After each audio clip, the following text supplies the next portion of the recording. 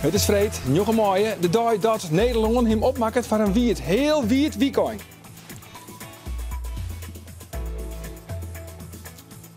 Pieter Wening in wat Ierland begint onder de Ronde van Italië. En wij in Bient het wetter opgaan met Ageveldboom en Thijs Kort.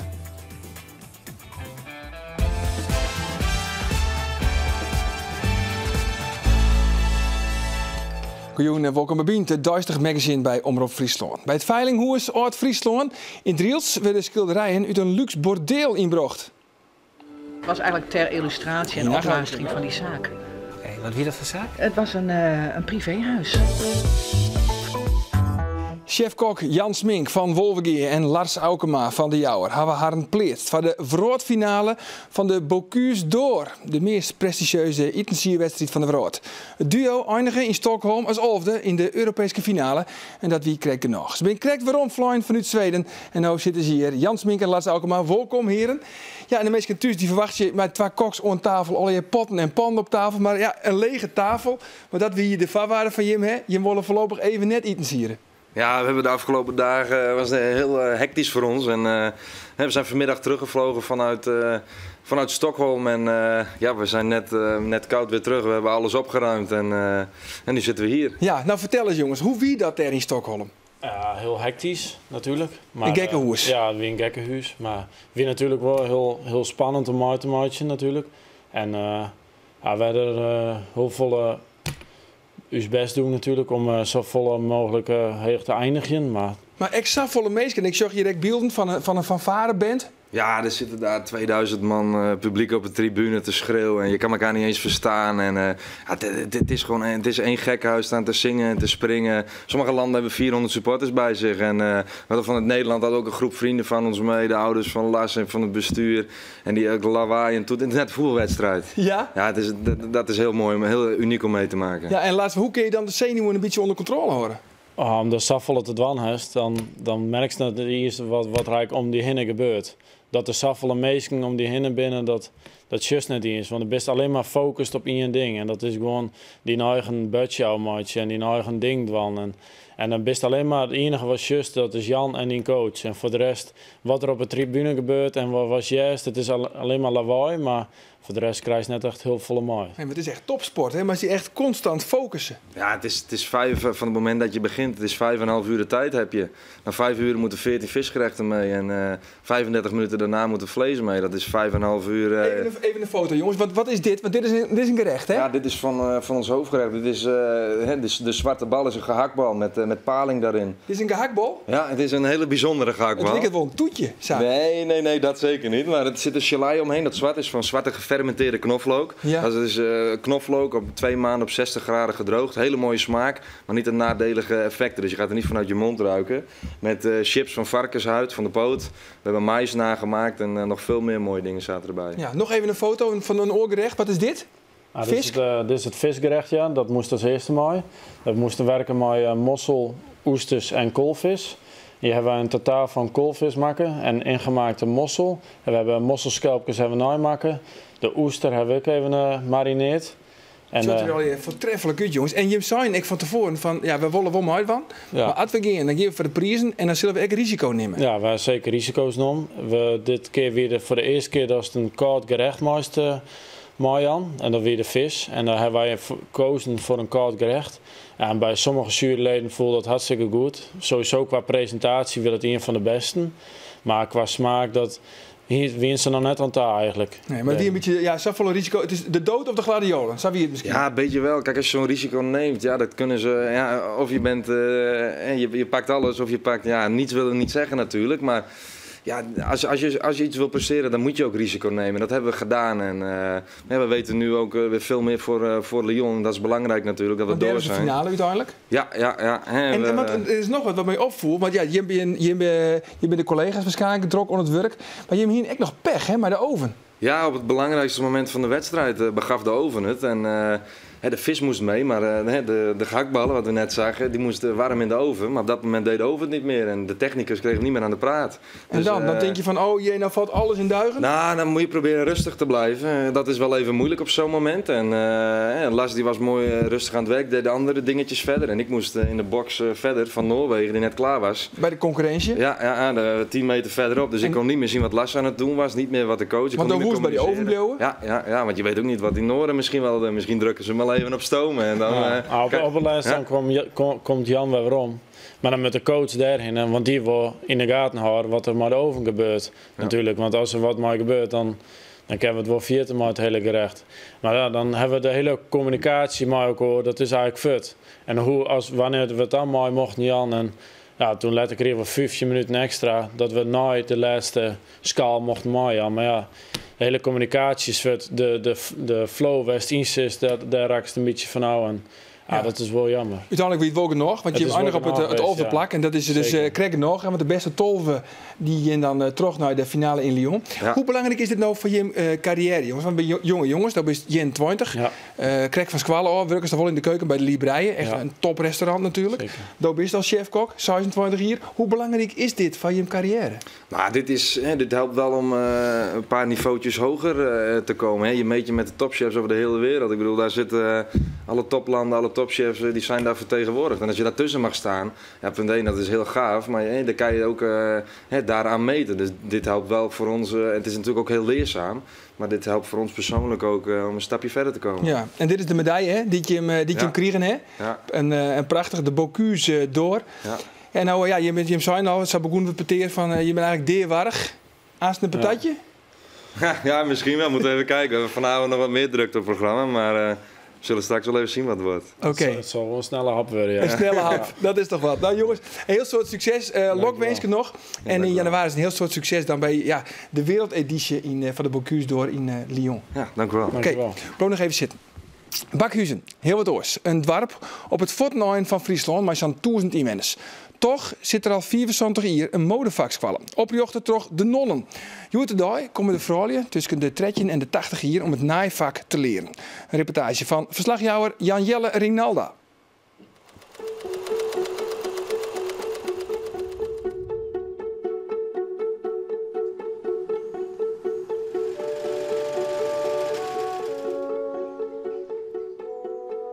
We gaan even het rechte rokje doen.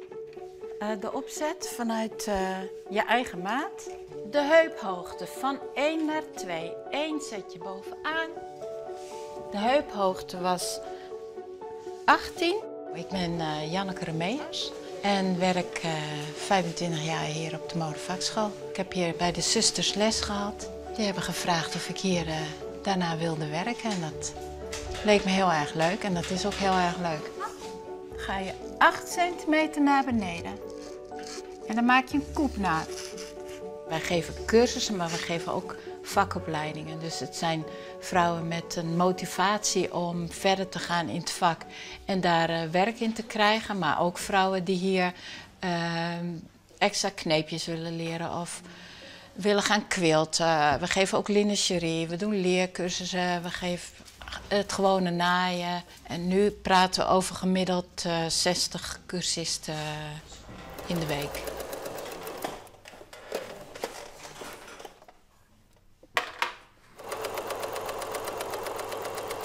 Ik ben hier eind september kwam. De cursus weer al een paar weken begon.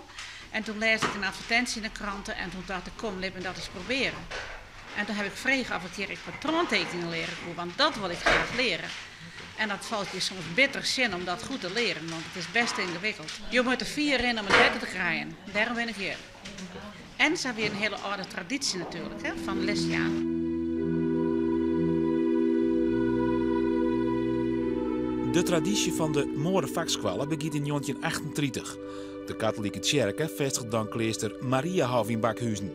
De nonnen jou onder oren kraamhelp, leger onderwijs en eknaailes. We stoppen warten naar weer toen. Van daaruit zeer die dat, zeg maar zeggen, dat deze hoeken hier toch een beetje ontvoerd naar lag. Het was soms ook moeilijk om de jeugd vanuit de basisscholen naar Leeuwarden of de Snits of naar die scholen te krijgen. En daarom is het uiteindelijk uit noodzaak. Is hier eigenlijk dit soort onderwijs is hier eigenlijk van de grond zetten. Nou. Het was wel heel anders, want ten eerste we begonnen 's morgens al met een belletje en dan gingen we bidden. En dat hebben we inmiddels wel afgeschaft. Maar voor de rest waren het net zulke vrouwen als wij allemaal. In het begin hadden ze echt nog hun kostuum aan. En in mijn tijd was dat niet meer zo. Hadden ze gewoon jurken aan. Hij stikt de zigzag, zie je dat? Ja. Oké. Doe maar. Ja, mooi, hè? Ja, mooi. Ja. Ik heb dit proefwerkstukje, dit is een proef van wat je moet leren. En daar hoort ook het afwerken bij. En dat afwerken kan je doen op verschillende manieren. We hebben hier een aantal machines, dat zijn lokmachines, daar kan je mee afwerken. Zoals het ook in de confectie gebeurt. Je kan ook afwerken met de gewone naaimachine en dan gebruik je de zigzagsteek. En dit is dus de loksteek noemen ze dat. Saha duizenden vrouwen het vak leert in Bakhuizen. Maar hoe zit het eigenlijk met een man? Het een jongen was, ik geloof net meer. Maar die jongen die wordt het vak leren. Nou, en toen werd hij coupeur, zullen we dat maar zeggen. En later is het dus jullie wat bij de Friese kostuums komt.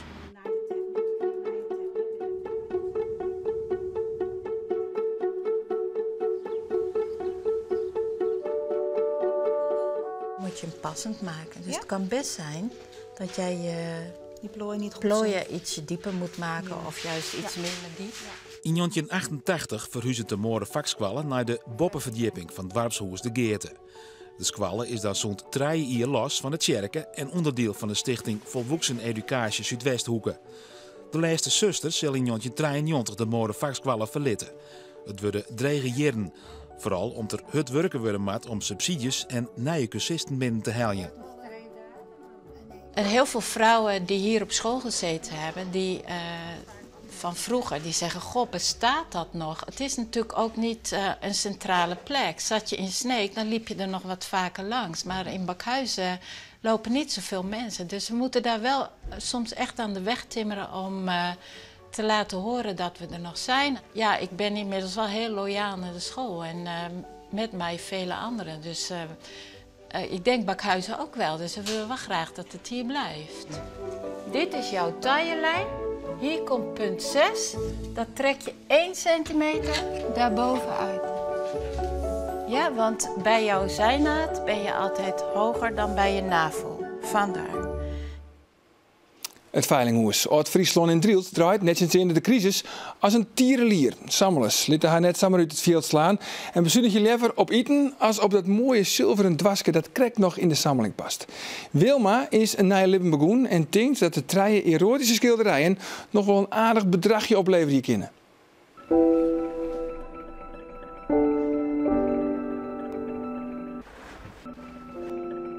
In de tijd in Leeuwarden bij een zaak van mij. Ik had toen een zaak en daar heb ik ze toen ooit 4 kunnen kopen. En ja, het was eigenlijk ter illustratie en opluistering van die zaak.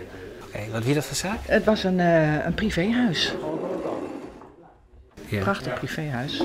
Op Groningenstraatweg. En daar vond ik dus deze schilderijen prachtig bij passen. Het is echt een klassehuis. Ja.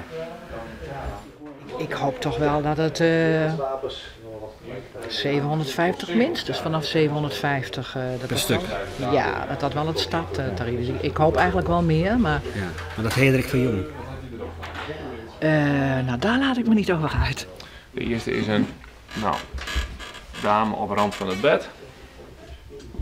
Stel dat ze zeggen van nou, 300, dan willen we ze wel voor op een veiling. Dan doe ik het ook. Ja? Ja, dan doe ik het ook. Ik bedoel, het moet gewoon weg. Ik heb daar gewoon ook emotioneel, dat is verder klaar, die periode is klaar, dus het gaat gewoon weg. Het gaat gewoon weg. Ze toch uit de volle tanken aan een goede periode, zeg maar. Het is een hele goede periode geweest. Ik heb een hele fijne periode gehad, ontzettend veel gelachen. Het is een hele boeiende periode. Veel vrouwen aan het werk gehad die ook heel goed hebben verdiend. Maar dat is nu gewoon klaar. Ja. Dus we een ander leven begonnen. Ander leven. Dus ik maak houten beelden. Prachtig. En ja, dat is mooi. Bij dit soort dingen gaat het puur om ze vinden het mooi. Gaan ze het kopen, vinden ze het niet mooi, kopen ze het gewoon niet. Want het heeft niks met naam te maken, zeg maar. Nee, ik snap het. Misschien is een 100, 150 zit ik aan te denken. Ja, hè? Niet veel meer. Dit is bijvoorbeeld een hele oude breilepel. Ja. En die komt ook uit het geslacht van mijn voorouders. Komt je vaker op dit soort veilingen? Nou, dit is nu de 3e keer dat ik inbreng. En ik breng ook eigen spullen in, dat ik weer eens een keer ga rondneuzen. En dan kom ik weer eens wat tegen. En dan vind ik het ook wel heel erg leuk om in te brengen. Ik heb 2 prachtige vazen. Die heb ik dan zelf weer op de kop getikt en die breng ik dan hierin. En ik vind het ook wel een beetje hobby eigenlijk. Is het nou, ik zag dat de klater een beetje in zit door de crisis of juist net? Nou, wat ik een beetje onze klanten ken, er zit een groot deel verzamelaars bij. En omdat ik zelf verzamelaar ben, weet ik, als ik een bepaald stuk keepje ken wat ik al jaren zie, dan maakt het me soms natuurlijk wat kost. En dan ging ik ervoor. En als ik dan bij u spreken dan een keer een maand rustiger aan van moet, dat hek dat is nog zuur verroer ik nog. Dus, en ik denk dat dat een groot deel van onze klanten is. Dus de meesten die impuls aankopen, door zo minder wijzen. Maar de meesten die de echte verzamelaars gaan altijd terug. Ik vind de veiling gewoon leuk. Dus... En is het voornamelijk zilver of ook andere? Nee, ook andere dingen. Dus eigenlijk een beetje van alles. Schilderijen, zilver. Dus, en als ik in Friesland ben en er is veiling, want ik kom helemaal niet uit Friesland. Maar dan vind ik altijd leuk om hier te komen. Het is ook een hartstikke leuk veilingshuis hier. Als ik in Den Bosch of in Maastricht ben, dan is het toch anders. Hier is het nog echt bieden. Schip, decoratief, op schaal nagemaakt, zet ik in op €700. €700 voor dat scootje. Niemand voor deze breilepel, bijzonder stuk zilver, geen echte liefhebber vandaag. Kunnen we die niet verkopen. 190 is telefonisch. €190 voor het schilderij van de romantische dame. Niemand meer of beter dan 200 is er ook. €200, wie binnen is 200. 220. Niemand meer dan €220. 220 verkocht, telefonisch bieden nummer 41. Antieke. Ik heb van mijn hobby eigenlijk mijn beroep gemaakt. En ik mag nu iedere dag omgaan met mooie oude spullen, met mooie verhalen die bij die spullen zijn natuurlijk. Want ieder stukje antiek heeft een verhaal. Soms heel mooi, soms droevig, maar altijd interessant. Wie verroodt de bot? Niemand meer dan €160 voor die 2 dingen. 160. We zullen het haar Oersile. Pieter-Jan Posma en Marit Bouwmeester, dat zijn 2 absolute internationale toppers binnen het Ziel. Nog zo'n topper, maar minder bekend, is Thijs Kort van Drachten. Hij waard de oude notrij hier in 2 klassen tegelijk kampioen. Maar hij is minder bekend omdat dat geen internationale klassen binnen. Maar hoe kan het toch dat de Frieske Zielers in de top van de uitslagen altijd weer waarom vinden te winnen? Wij bezieken dat mysterie te ontrafelen met help van de Zielkampioen zelf, Thijs Kort, en uw eigen zaakkundige Aage Veldboom. Nou Aage, laat ik me daar uit zetten. Hoe kan het toch dat het Frieske succes altijd maar weer in het ziel? Zit het bij u in de genen? Ja, ik denk het wel, dat het heel erg Fries eigen is. Als zij heel Friesland weer een wetterland, het weer al je plassen en vaarten en maren. Maar dan moest ik vervoerd worden. Er weer geen wegen, er weer waterwegen. Dus zielen, dat weer belangrijk. Er moest van de ene plak naar de andere plak. Nou, dat is eigenlijk, denk ik, de meest logische verklaring dat er nou nog zo goed zield wordt in Friesland. Of zou het gewoon zo wezen van hier is gewoon een soort wetter en dus ben er meer trainingsmogelijkheden? Ja, er wordt in Friesland gewoon heel veel wedstrijd gezeild. Dus meer kans dat er een goede zeiler boven komt drijven, denk ik. Ja, dat is vanzelfs ook een verhaal. Dat is ook een argument. Ja, nou en er is ook een oud spreekwoord en dat zei zodra daar 2 schepen dezelfde kant op varen, dan is daar reeds een wedstrijd gaande. En dus dat zit in de meeske, dat zit in de zieler. Als je maar zijn beiden zielen, dan was toch ik. Krek even die scoort dan loeken, krek even een heger, dan was die oren eruit kniepen. En dat is, de zeilers eigen. Ja. Thijs, ik wil even naar de daar, want dat is eigenlijk een absoluut fenomeen in 2 klassen. In de 16 kwadraat en in de schakel. 3 keer in deze beide klassen al kampioen. En toch kennen we daar net. Hoe kan dat? Ja, ik denk dat dat komt omdat je ieder jaar heb je volgens mij tientallen Nederlandse kampioenen in de zeilerij. Ja, dat is wat anders dan dat je internationaal in de top meevaart. Daar zijn er niet zoveel van. Want deze twee klassen, de 16 kwadraat en de schakelklasse, dat ben geen internationale klasse. Nee. En maar nationaal. Alleen nog nationaal. Dus dat is echt in de nationale top. Maar dat is nog net zo lang lien. 29 april heeft ik mooi in de soort van kampioenenklasse. Ja, dat noemen ze de primus inter pares. Daar mogen alle kampioenen van Nederland, of je nou wereldkampioen, Europees kampioen of Nederlands kampioen bent. Dit is trouwens in actie, hè? Hier. Die mogen daar aan meedoen. Ja. En om dan te kijken wie nou de beste is van allemaal. Ja, nou ja, goed. En dat bestoot dus eigenlijk. Ja, toch? Ja, ik heb het wel gewonnen, ja. Ja, en 3 keer op Riegen en dan 4 keer in totaal. 4 keer in totaal, dat is echt uniek. Want sinds 1963 bestaat de primus inter pares, wordt in Loosdrecht verzield, hè? En dat het nog nooit in presteert om dat 4 keer te winnen. Nee. Dus eigenlijk is hij de kampioen van de kampioen, maar daar nog boven uitstijgen. Nou, dat ja, vind ik eigenlijk bijzonder. wel. Ja, en ik vorig jaar, die Pieter-Jan Postma, die deed ook al mooi. Ja. En die is ook verslagen. Ja, daar was ik voor. Ja, hij hier de trend in eigen. Toch? Oh nee, dan hebben we die Thijs kort weer aan de start. Ja. Nee. Ja. We waren straks even in het Scootjesmuseum en dan liet ik hem die oude uitslag zien van de Erbelina. Ik zei, dat schip in eind 1800 uitgesloten van deelname aan de wedstrijden wegens meerdere bekwaamheid. Uitgesloten wegens buitengewone kwaliteit. Ik zei, daar moest toch wel oppassen, jongen. Ja, met het Ebeline, het moederscootje van alle ja, precies. Maar Thijs die zei van ja, de binnenalmeesken die het eigenlijk net zo leuk vinden. Had ik bij mij toch. Is dat zo, Thijs? Ja, tuurlijk.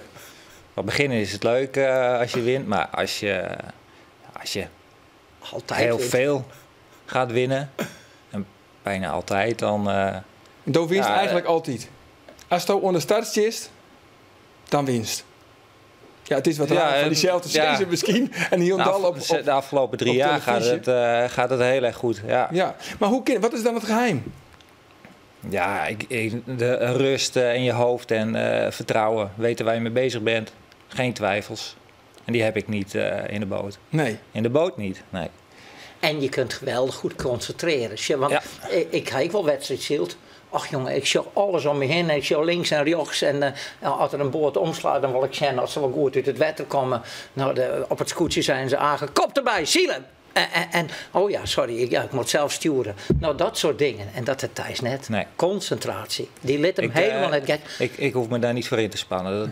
Dat zit in me. Ik kan de hele wedstrijd, of we nou de hele dag wedstrijden hebben, dat maakt me niet uit. Ik kan van begin tot eind kan ik mijn hoofd erbij houden. Ook al lig ik achteraan en moet ik naar voren zeilen. Ja. Maar ik begon de presentatietekst met Pieter-Jan Postma, Marit Bouwmeester. Internationale toppers. Heeft u nog internationale ambitie? Nee. Ik was graag natuurlijk wereldkampioen geweest of Europees kampioen.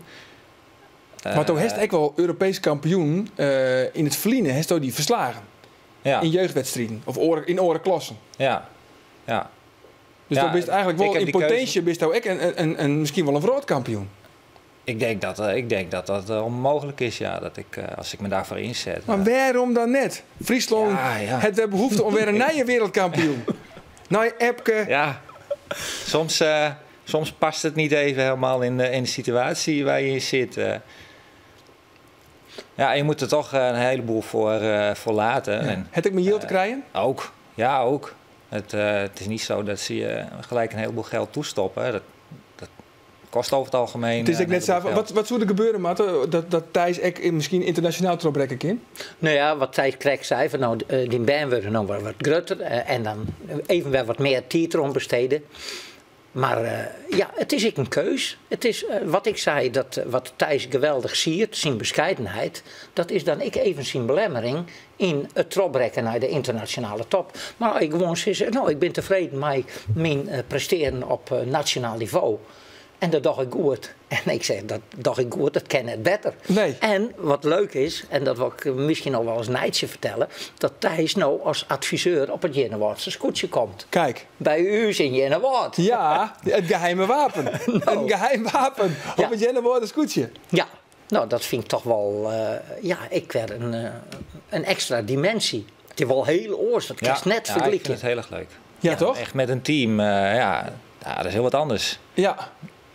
Ik hoef anders alleen maar, ben ik met mezelf bezig. En mijn bemanning die weet, als je met z'n tweeën bent, die weet precies wat ik doe. En dat is geen overleg, maar nu ben je toch met 11, 12 man aan boord. Dan, dat is wat anders. Nou, ik ben heel nieuwsgierig dan bij hoe het komt met het scootjesiel. Tegen dank, heren, van je komst. We gaan nog eventjes naar de oelen, want het is vreed. En dat betekent dat we weer even zullen in de oelenkast van het Frieske Geer. Hoe zou het deze week gaan met de lietse oeltjes in de orde veen?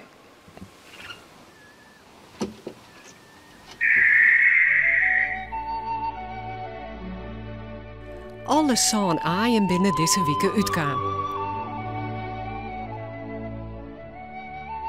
Sjoch maar eens hoe doen zich de lietse piekjes binnen.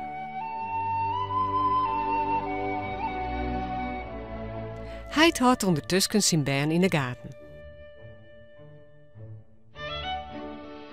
En hij sjocht hoe de oeltjes heerlijk aan het eten binnen.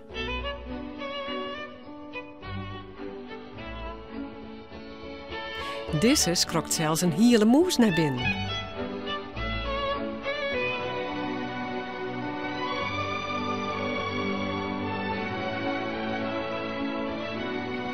Na het eten is het zelfs lekker warm onder mem haar vleugels.